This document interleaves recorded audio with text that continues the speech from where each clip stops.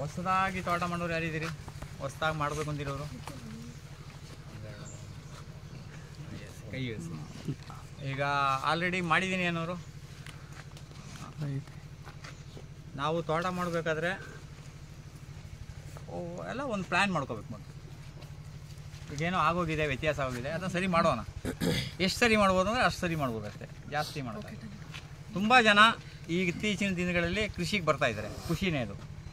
But plan ಇಲ್ಲದೆ ಬರ್ತಾಯಿದ್ದಾರೆ. ಮತ್ತು ಇನ್ನೊಂದೇನು ಮಾಡ್ತಾರೆ ಅಂದರೆ ಸ್ವಲ್ಪ ದುಡ್ಡು ಇಟ್ಕೊಂಡು ಬರ್ತಾರೆ. ಬಂದಂಗೆ ಫಸ್ಟು ಮಾಡೋದೇ ಅವ್ರ ಕೆಲಸ ಏನಪ್ಪ ಅಂದರೆ, ಒಂದು ಕಾಂಪೌಂಡ್ ಹಾಕ್ಬಿಟ್ಟು ಫೆನ್ಸಿಂಗ್ ಮಾಡಿಬಿಡೋದು. ಯಾಕೆಂದರೆ ನಾವು ಸಿಟಿಯವ್ರು ಸಾರ್ ನಮಗೆ ಇದು ನಮ್ಗೆ ಇದಕ್ಕೆ ಸೇಫ್ಟಿ ಇರಬೇಕು, ರಕ್ಷಣೆ ಇರಬೇಕು ಅಂದ್ಬಿಟ್ಟು ಕಾಂಪೌಂಡ್ ಹಾಕಿ ಮಾಡ್ಬಿಡೋದು. ಕಾಂಪೌಂಡ್ ಹಾಕಿ ಮಾಡೋದು ತುಂಬ ವ್ಯವಸ್ಥೆ ತಪ್ಪೋದು ಒಂದು. ಎರಡನೇದೇನು ಮಾಡೋದು, ಕಾಂಪೌಂಡ್ ಹಾಕ್ಬಿಡೋದು. ಇಲ್ಲದ್ರೆ ಫೆನ್ಸಿಂಗ್ ಅವ್ನು ಏನು ಮಾಡ್ತಾನೆ ಅಂದರೆ, ಸರ್ 6 ಅಡಿಗೆ ಒಂದು ಕಲ್ಲು ಹಾಕಬೇಕು ಸರ್, 3 ಅಡಿಗೆ ಒಂದು ಕಲ್ಲು ಹಾಕಬೇಕು ಸರ್, ಇಲ್ಲದ್ರೆ ಟೈಟ್ ಬರೋಲ್ಲ ಸರ್, ಹಂಗೆ ಸರ್ ಅಂತಾನೆ. ನೀವೇನು ಮಾಡ್ತೀರಿ, ಹಾಕ್ಬಿಡ್ತೀರಿ. ಆಮೇಲೆ ಏನು ಮಾಡ್ತೀರಿ, ಬಂದಾಗ ಹೋಗೋ ಗಿರಕ್ಕೆ ಅಂದ್ಬಿಟ್ಟು ಒಂದು ಒಳ್ಳೇದೊಂದು ಮನೆ ಕಟ್ಬಿಡೋದು. ಆಮೇಲೆ ಎಲ್ಲ ಸೇರಿ ನಮ್ಮ ಹತ್ರ ಬರ್ತಾರೆ, ಗಿಡ ನೆಡ್ಬೇಕಂದ್ರೆ ಕಾಸಿಲ್ಲ ಅಂತಾರೆ. ಆಟ ಮಾಡೋ ಉದ್ದೇಶನೇ ಏನು? ಗಿಡ ನೆಡಕ್ಕೆ ಕಾಸಿಲ್ಲ. ಫೆನ್ಸಿಂಗ್ ಮಾಡ್ಕೊಂಡಿದ್ದಾರೆ, ಕಾಂಪೌಂಡ್ ಮಾಡ್ಕೊಂಡಿದ್ದಾರೆ, ಒಳ್ಳೆ ಮನೆ ಕಟ್ಕೊಂಡಿದ್ದಾರೆ, ಆಮೇಲೆ ಎಲ್ಲ ಬೇಕಾದ ವ್ಯವಸ್ಥೆ ಎಲ್ಲ ಮಾಡ್ಕೊಂಡಿದ್ದಾರೆ. ಗಿಡ ನೆಡಕ್ಕೆ ಅಂಥವ್ರ ಹತ್ರ ನಾನು ಏನು ಹೇಳೋದು? ಅದಕ್ಕೆ ನೀವು ಭಾಳ ಸಿಂಪಲ್, ಹೊಸ್ದಾಗಿ ಮಾಡೋರು ಚೆನ್ನಾಗಿ ನೆನಪಿಟ್ಕೊಳ್ಳಿ. ಒಂದು ವ್ಯವಸ್ಥಿತ, ನೀವು ಒಂದು ಸರಿ ಕೆಲಸ ಮಾಡಿದ ಮೇಲೆ ಅದು ಎರಡನೇದು ರಿಪೇರಿ ಮಾಡೋ ಥರ ಇರಬಾರ್ದು, ಆ ಥರ ಮಾಡ್ಕೊಳ್ಳಿ. ಮತ್ತು ಅದನ್ನು ನೀವೊಬ್ಬರೇ ಮೇಂಟೈನ್ ಮಾಡೋ ಥರ ಇರಬೇಕು. ಮತ್ತು ನಿಮಗೆ ಫಸ್ಟು ಗೊತ್ತಿರಬೇಕು, ಆಮೇಲೆ ನಿಮ್ಮ ಆಳ್ಗೆ ಹೇಳ್ಕೊಳಕ್ಕಾಗೋದು. ಇಲ್ಲ ಆಳನ್ನ ನೀನೇ ಏನು ಮಾಡೋದು ಹೇಳಪ್ಪ ಅಂದರೆ ಅವ್ನು ಸರಿಯಾಗಿ ಬೋಳ್ಸ್ತಾನೆ,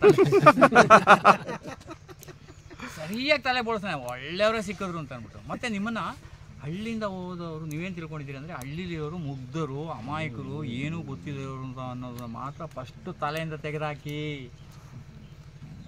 ಅಣು ಬಾಂಬುಗಿಂತ ಅಪಾಯಕಾರಿ ಅವನು. ಅಣು ಬಾಂಬಿಗೆ ಬೆಂಕಿ ಹಾಕಿದ್ರೆ ಮಾತ್ರ ಸಿಡಿಬೋದು ಅದು, ಇವ್ರು ಬೆಂಕಿನೇ ಬೇಕಿಲ್ಲ. ಬೇಗ ಭಾಳ ಹುಷಾರಾಗಿರಿ. ಯಾರಾದರೂ ಸ್ವಂತ ತೋಟ ಮಾಡೋರು, ಭಾಳ ವ್ಯವಸ್ಥಿತವಾಗಿ ಮಾಡೋರು ಅನ್ನೋರು, ಆ ಕೆಲಸದ ಮೇಲೆ ಉಸ್ತುವಾರಿಗೆ ನಿಮ್ಮ ಬ್ಲಡ್ ರಿಲೇಷನ್ನ ಯಾರನ್ನೂ ನೇಮಕ ಮಾಡ್ಕೋಬೇಕು. ನಂಬರ್ 1.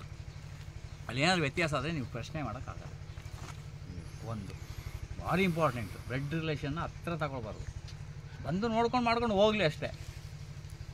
ನಂಬರ್ 2, ಪಕ್ಕದ ಜಮೀನವನ್ನು ತೋಟ ನೋಡೋಕ್ಕೆ ವಹಿಸ್ಕೊಳ್ಳೋಕೆ ಬಿಡಬೇಡಿ.